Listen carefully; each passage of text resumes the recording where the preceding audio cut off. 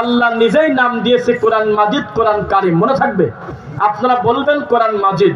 2, এই দারুল কোরআন মাদ্রাসা যদি বলেন যে কামরুজ্জামান ভাইয়ের মাদ্রাসা, তাহলে আমি কষ্ট পাবো। যদি বলেন যে আমাদের সবার মাদ্রাসা, তখন আমি আত্মায় শান্তি পাবো। বোঝেন না মনে হয়?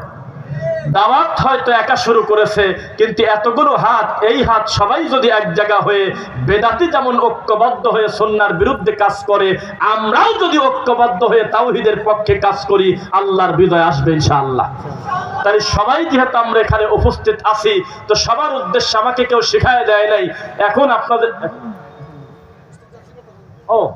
ওস্তাদ যখন আসবে, তখন নীরবে তার বক্তব্য অবস্থায় কেউ বিরক্ত ডিস্টার্ব করবেন না। আপনাদের কাছে যারাই যাবে, আমি আশা করব গ্রহণযোগ্য সাদাকা করবেন, কারণ পকেট থেকে টাকা দান করলেও গুনাহ হয় যদি প্রতিষ্ঠানটা বেদাতি হয়। দিন বোঝার পরে আপনাদের কাছে আমাদের তাওহীদের প্রতিষ্ঠানটাই হলো সবচেয়ে বড়। মাগরিবের পর এসে কোরআন তেলাওয়াত শুনছি আমাদের সোনার ছেলেদের। এখানে প্রায় 70 জন 80 জন বাচ্চা পড়াশোনা করে, তার 60 জন আছে অসহায়, 49 জন প্রায় এতিম। এটাকে যদি আপনি দানের খাত মনে না করেন, তাহলে আমার একটু দুঃখই লাগবে দিনী ভাই হিসেবে। মনে থাকবে ইনশাআল্লাহ। আল্লাহ আমাদের অতীতের ভুলগুলো তুমি ক্ষমা করো। আল্লাহ আল্লাহ আমাদের আসা যাওয়া এই সফরটা তুমি দিনের জন্য কবুল করো। প্রাণ ভরে শেখ আব্দুর রাজ্জাক